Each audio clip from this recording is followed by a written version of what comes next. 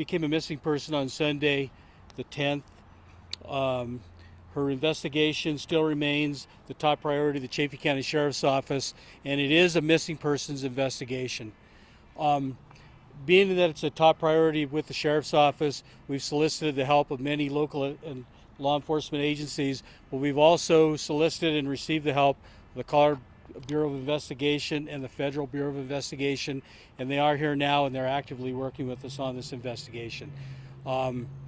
We've spent countless hours searching for Suzanne, and I want to thank everybody that's been involved in the investigation, but I also want to thank the community and even our social media community. We have pictures that have been published, and the top priority in this is to find Suzanne. And so I want to thank everybody for the cooperation we've been getting, and we ask that you continue that support.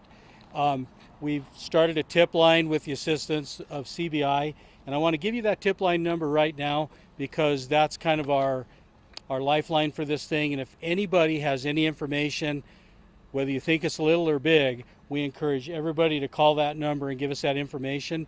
And I'm going to give you that number right now. It is,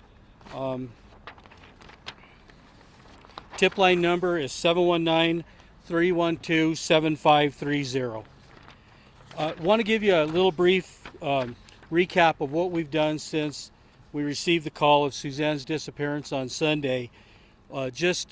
We've in the area and in the general area, we've run foot searches using air support, canine support, swift water support, and we've also utilized countless hours of drone searches. We've used well over 200 personnel and over 2,000 man hours have gone into this search, but unfortunately we haven't found Suzanne yet, and as I stated before, that is our top priority.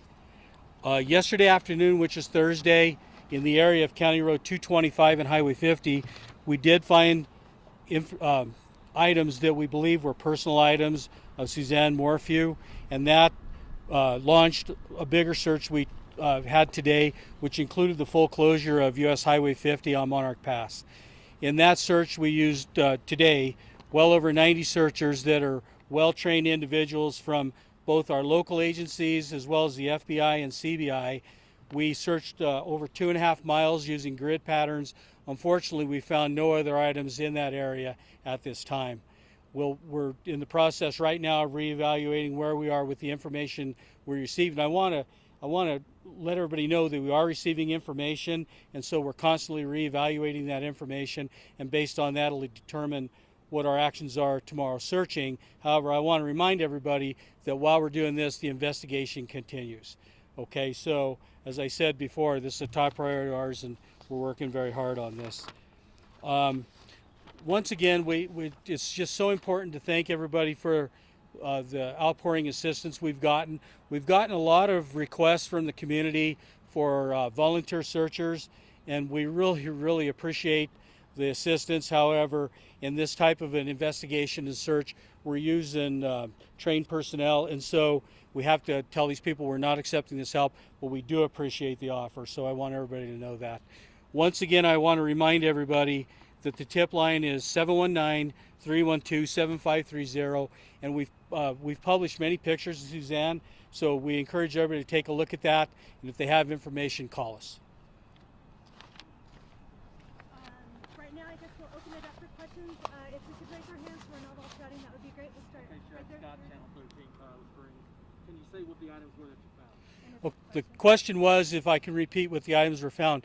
Just so everybody knows, I can't offer any information on any clues or anything we found during this investigation. It is an open investigation, and so we can't disclose that information at this time. Yes, ma'am. Do you guys believe she's still alive? The question is do we believe she's still alive? We're certainly hopeful she is. Obviously, as time goes by, it gives us concern, but we're searching as though she's alive, and we do believe she could still be alive. Yes, sir. You gave a tip line. If the community members are trying to search for her, what can they look for? How can they reach out? The question is how can the community help us in the search? As I stated before, the biggest thing that we are looking for is any information that anybody has. If they're in the area on Sunday the 10th, call the tip line. If they see somebody that they think resembles Suzanne, call the tip line. Anything they think is important. You know, it's like we talk about in national security. If you see something you think is suspicious, call it, because you never know. And this is the same case. If you think it's important, call us. We're going to look into it. We have a lot of people working on this, and we're working on everything we can. And excuse me, we just appreciate any help we can get. Now, was she an avid biker? Was this a normal route that she took that you guys were searching on? That she took every day, once a week, once a month? Question is, she's an avid biker, and if we're searching normal routes, it's my understanding she did bike quite a bit, and we've searched nearly that. We've searched that whole area. It doesn't mean that we're not going to keep searching, but as we expand our search, it's based on what we find and information we receive. So we're not ruling anything out, but we have to evaluate that information on a daily basis.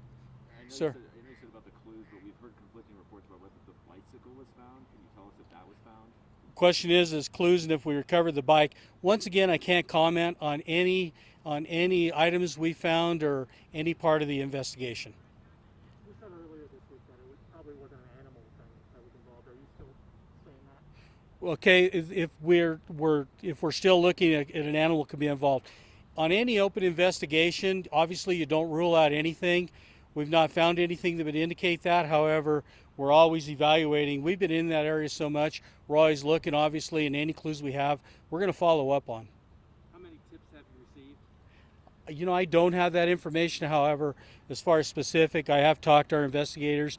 We've gotten a lot of tips, and it seems as though they're picking up as the word gets out. Now, I notice on our Facebook page alone, the sheriff's office, we'd reached close to 500,000 people. That's important. That's a lot, and we get those reaches by shares on Facebook. So I encourage everybody, if you get the information, push it out to other people, because that's how we get the information out. Now, is the husband cooperating? Yes, he's been cooperative at this point. We hope he continues to do so. What is the investigation going to look like in terms of physically being out on the road? Are you going to close the highway again? How is that going to look? The question is if we think we'll possibly close the highway again. We don't know yet. We're talking about that right now based on what we found today, what tomorrow looks like. We'll try to get that information out as soon as we can. However, based on certain aspects of our investigation, we have to evaluate everything and decide when the best time is to do that.